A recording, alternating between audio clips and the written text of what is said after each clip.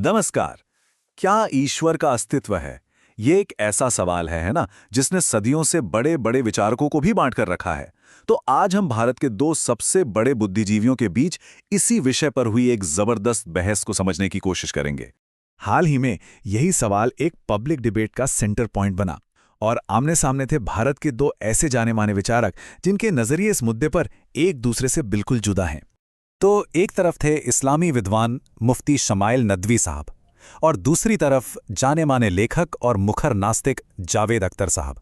एक की बुनियाद थी प्योर लॉजिक यानी शुद्ध तर्क, तो दूसरे की बुनियाद थी संदेह और रीजन। आप देखिए, इससे पहले कि असली दलीलें शुरू हों, दोनों ही पक्षों ने अपने अपने तर्क का दायरा तय किया। मतलब एक तरह से अपने वैचारिक युद्ध का मैदान सेट किया। और यहीं से ये टकराव और भी दिलचस्प हो जाता है। मुफ्ती नदवी ने एक बहुत ही हिम्मत वाला कदम उठाया। उन्होंने कहा कि ठीक है, हम धर्म ग्रंथों या वैज्ञानिक सबूतों दोनों को साइड में रख देते हैं।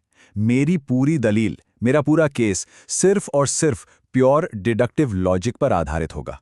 तर्क की एक ऐसी व्यवस्था जिसे वो अक्ल कहते हैं, मतलब जहां नतीजे अपनी बुनियाद से ही लॉजिकली निकल कर आते हैं। दूसरी तरफ जावेद अख्तर साहब ने अपनी बात का जो फोकस बनाया वो था धार्मिक आस्था या फेथ का कॉन्सेप्ट। उन्होंने फेथ को कैसे डिफाइन किया कि ये बिना किसी तर्क या सबूत के किसी चीज पर यकीन करना है। तो बहस का जो पहला बड़ा मुद्दा उठा वो था कि ये ब्रह्मांड, ये यूनिवर्स आखिर बना कैसे, और इसे समझाने के लिए एक बड़ा ही सरल सा उदाहरण सामने रखा गया। मुफ्ती नदवी ने ऑडियंस से कहा कि जरा सोचिए, आप एक बिल्कुल सुनसान द्वीप पर हैं और वहां आपको एक गुलाबी गेंद मिलती है। तो पहला सवाल दिमाग में क्या आएगा? यही ना कि ये यहां आई कैसे, इसे किसने बनाया और यहां किसने रखा?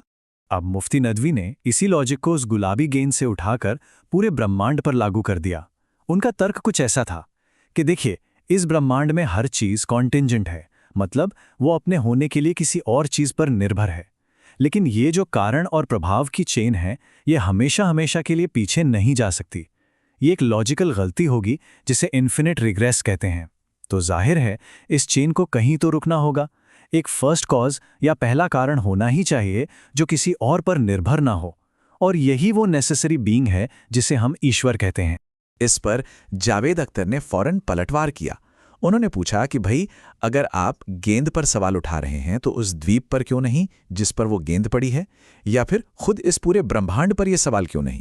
तो अख्तर साहब के लिए ये जो नेसेसरी बीइंग का दावा है, ये तो सवालों की चेन को अपनी मर्जी से बीच में रोक देना हुआ, जबकि नदवी साहब के लिए यह एक तार्किक जरूरत है। यहीं पर दोनों का फंडामेंटल डिफरेंस था। क्या ब्रह्मांड किसी पर निर्भर है या ये हमेशा से ही था? इसके बाद बहस लॉजिक से थोड़ी इमोशनल तरफ मुड़ी और बात आ गई द प्रॉब्लम ऑफ ईविल पर।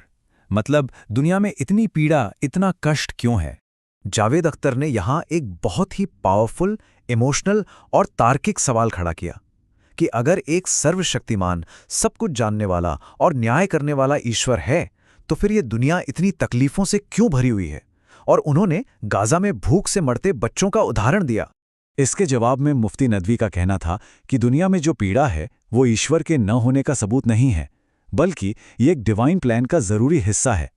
ये दुनिया इंसानों के लिए एक इम्तिहान है जिसमें हमें फ्री विल यानी अपनी मर्जी से चुनने की आज़ादी दी गई है, और इसी के आधार पर एक दिन आखिरत में जवाबदेही और इंसाफ होगा। उनका तर्क था कि ईश्वर सिर्फ दयालु ही नहीं बल्कि सबसे ज्यादा हिकमत वाला, ऑल वाइज भी है।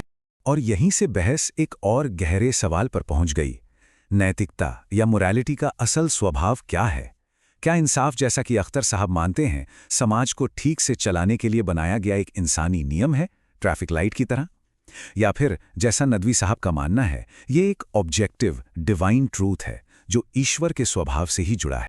तो आखिर में हुआ ये कि बहस किसी एक नतीजे पर नहीं पहुंची, बल्कि इसने हमें सच की खोज के दो बिल्कुल अलग अलग रास्ते दिखाए।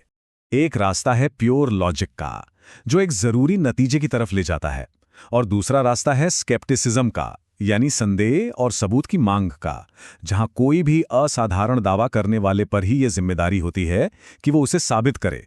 तो ये जो मतभेद है, ये सिर्फ विश्वास या अविश्वास का नहीं है, ये तो सच को जानने के तरीके का, फिलॉसफी ऑफ नॉलेज का ही टकराव है।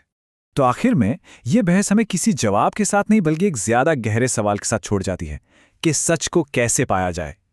क्या तर्क के जरिए एक पहले कारण तक पहुंचकर, या फिर हर दावे के लिए सबूत की मांग करके? ये एक ऐसा सवाल है जिसका जवाब शायद हम सबको अपने अपने लिए खोजना होगा।